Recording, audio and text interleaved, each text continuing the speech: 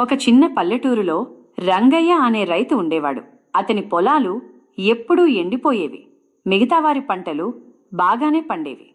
కాని రంగయ్య ఒక్కసారి రాత్రి పొలంలో నిలబడి మంత్రాలు జపిస్తాడు.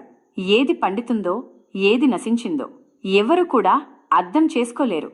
ఒకరోజు పొలంలో వెంకటయ్య అనే పక్క రైతు మరణించి అతని శరీరం భయానకంగా పడిపోతుంది. కళ్ళు తెరిచి ఉన్నా భయంతోనే చనిపోయినట్టుగా ఉంటుంది.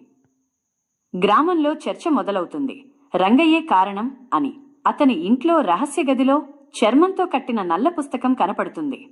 ఆ పుస్తకంలో రక్తంతో రాసిన మంత్రాలు, శవాల అవశేషాలు, నల్ల నిమ్మకాయలు ఇవన్నీ పంటలకు శాపం తెస్తాయి. రంగయ్య శత్రువుల పొలాల్లో పాము చర్మాలు, శవవాసనతో పంటలు కుళ్ళిపోతాయి. చిన్న పిల్లవాడు చెబుతాడు, రాత్రి తాత పొలంలో దెయ్యాలతో మాట్లాడుతారు అని. గ్రామదేవత కూడా కోపం చూపి గుడి దీపాలు ఆరిపోతాయి. అర్ధరాత్రి శవాలు లేవడం మొదలవుతాయి. గ్రామస్తులు రంగయ్యను పట్టుకుని కాల్చేస్తారు. కాని అతను నవ్వుతూ మరణిస్తాడు.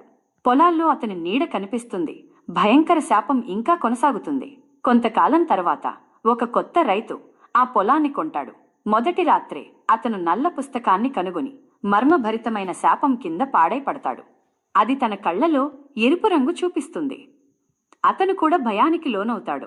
పొలాల మధ్య నిశ్శబ్దత, మర్మమయమైన శబ్దాలు, వానల వాసనలు అన్నీ దెయ్యాల భయాన్ని పెంచగలవు. ఈ కథలో వాతావరణం చాలా భయంకరంగా ఉంది. ఆ నల్ల పుస్తకం వెనుక ఉన్న అసలు రహస్యమేంటో తెలుసుకోవాలని ఉందా? లేదా ఈ కథకు ఒక